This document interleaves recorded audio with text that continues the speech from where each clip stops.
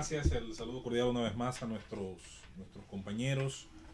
La información relacionada al tema del coronavirus y que el presidente Medina haya declarado una emergencia para un tema de compras, no lo vamos a comparar con otras situaciones, pero yo creo que todo el que consume las redes sociales, esencialmente la red de redes, que es Twitter, sobre todo en materia informativa, sabe que mucha gente, no solamente profesionales del área de la medicina, conocedores del tema de las epidemias, tienen bastante tiempo pidiendo, exigiendo que en el país haya una serie de medidas, se tomen una serie de medidas que nos hagan sentir más seguros en cuanto al manejo. Que conste que quien les habla ha tratado siempre de empaparse en relación a esas informaciones, a los números, a las cifras que los organismos oficiales, los organismos con prestigio en materia de manejo de información de salud ofrecen en el mundo. Soy de los que cree que esta epidemia, que no pandemia, porque no ha llegado a un nivel pandémico, incluso tiene números relacionados a la mortandad mucho más bajos que otros brotes en el mundo. Soy un optimista creyendo que tarde o temprano se da una regularización, como es normal en todos los casos matemáticas, donde comienza una cantidad X de personas afectadas o infectadas, esa cantidad enorme, muchas veces grande, sorprendente, impactante desde el punto de vista noticioso, cuando usted la compara con el grupo de gente que no puede sobrevivir a la dolencia, a la enfermedad, al brote, etcétera, usted ve que se queda en 2%, 3% o incluso una cifra muchísimo menor. En ese sentido, pienso que no hay por qué ver las cosas desde el punto de vista de que este es el apocalipsis, se va a acabar el mundo. Hemos tenido brotes peores en un tiempo tan reciente como el caso del ébola en África, y ustedes vieron que pudo el mundo, sobre todo las grandes organizaciones relacionadas al mundo de la salud, generar las políticas para contener esos brotes y que los mismos no se desbordaran en cantidades grandes, sobre todo de víctimas fatales. Ahora bien, si bien somos partícipes de no sembrar el miedo, de no predicar el terror absoluto desde los micrófonos, al mismo tiempo nos hemos unido, hemos suscribido la tesis que mucha gente ha estado manejando, en el sentido de que no nos ha parecido suficiente el anuncio de los pocos o muchos vectores que iban a ser colocados en los aeropuertos, de la metodología o la aparatología utilizada para supuestamente tratar de, en este caso, chequear a la gente que llegaba con algunos síntomas en los aeropuertos dominicanos, etcétera, etcétera. La idea también de colocar algunos controles, aunque los mismos pudieran ser incómodos. Y está claro que somos defensores de las libertades individuales, somos defensores de la máxima suma de libertad para los individuos, pero hay que decir que ni siquiera esos derechos, esas libertades son absolutas. En un momento de peligro, en un momento donde hay un brote y donde ese brote tiene un origen geográfico, un origen determinado, está claro que tenían que colocarse los cuidados preventivos en materia de permitir o no vuelos, tanto de los países donde habían más afectados, como los lugares donde se conectaban vuelos que también salían de esos lugares. Y sí, perfectamente es plausible que las libertades de algunos pocos individuos puedan ser molestadas, puedan ser reducidas, aunque sea temporalmente, para salvaguardar la de las mayorías. La de los otros individuos que no habían estado en lugares de riesgo, que no habían estado,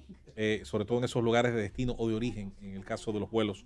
que procedían desde el continente chino. Estos 120 días que van a darle a seguir a la declaración de emergencia del presidente Medina van, por otra parte, a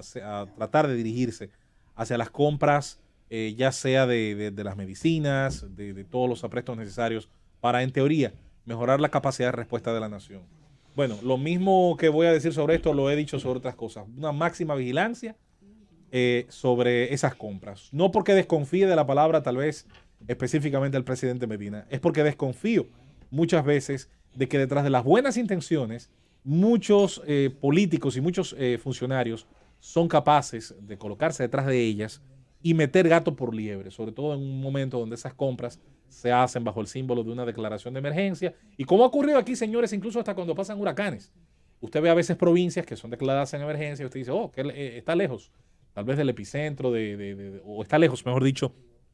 del lugar donde han ocurrido los peores acontecimientos, donde ha habido deslaves, donde ha habido situaciones con puentes, con infraestructuras, Y luego usted cae en cuenta que esa declaración de emergencia es conveniente porque va a permitir unos movimientos de unos presupuestos sin que los mismos sean fiscalizados. ¿Cuál es el ente fiscalizador por excelencia en una constitución como la nuestra, en el diseño del Estado? Bueno, lamento decirles que es el Congreso. Y digo que lo lamento porque si algo no ha mostrado este Congreso es voluntad fiscalizadora. No lo va a mostrar primero porque la mayoría de quienes están allí se corresponden al mismo partido de gobierno. Y hay muy penosamente una idea que está hace rato asimilada por quienes llegan a las curules y comparten partido con los presidentes de la República. Y es la idea de que no pueden ser independientes ni en pensamiento de quien dirige los destinos del Poder Ejecutivo. Aquí la división de poderes es hoy por hoy una ficción, sobre todo cuando hay una correspondencia de mayorías. Yo no me opongo a que un presidente tenga mayoría si la logró por voto y eso le permite hacer grandes transformaciones,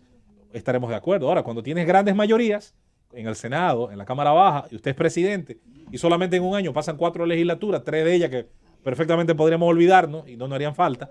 entonces eso implica que esas extraordinarias mayorías son solamente utilizadas para el festival de préstamos y de endeudamiento que tiene el Congreso Dominicano.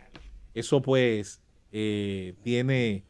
claramente una lectura que quisiéramos por lo menos haya algo de vigilancia, insisto. No dudo de que sea necesario el tema de la declaratoria, de que sea necesario para adquirir sobre todo el tema de inventario de sustancias químicas que tal vez sean necesarias para hacer un ejercicio de prevención. Ahora, que aquí más de una ocasión se han aprovechado cosas así o más nobles para meter gato por liebre, yo pienso que es un hecho. Estos 120 días que incluso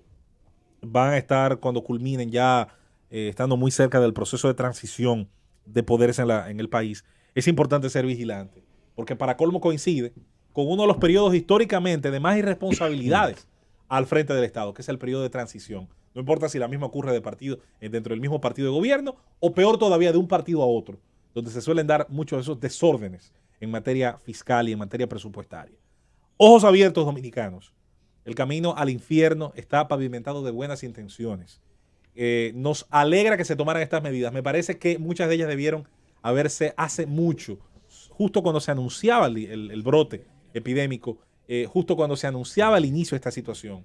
Por ahí están los escritos de un montón de gente, de ciudadanos responsables, que han estado reclamando cosas que en otros países, incluso del tamaño de los nuestros, han ocurrido. Comparable el caso de países centroamericanos, comparable el caso de países de nuestro continente, donde se tomaron medidas que algunos se podrían encontrar eran tal vez exageradas o demás, pero cuando se toman estas por el bien de los ciudadanos de su país, yo pienso que todo el mundo está de acuerdo con suprimir, así sea momentáneamente, algunas libertades individuales, repito. A darle vigilancia, ¿qué ocurre con esto? A darle vigilancia a los famosos préstamos de emergencia, a preguntar qué han ocurrido con los famosos préstamos tomados para la prevención de desastres naturales, a preguntarnos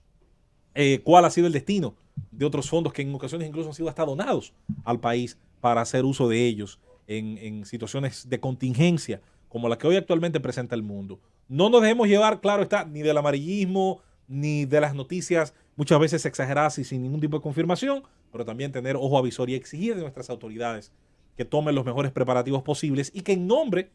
de esos preparativos no se nos vuelva a timar, no se nos engañe y no aparezcan por ahí dentro de esas compras a lo mejor una Harley Davidson o algo mejor, algunos lujos para algunos funcionarios del país.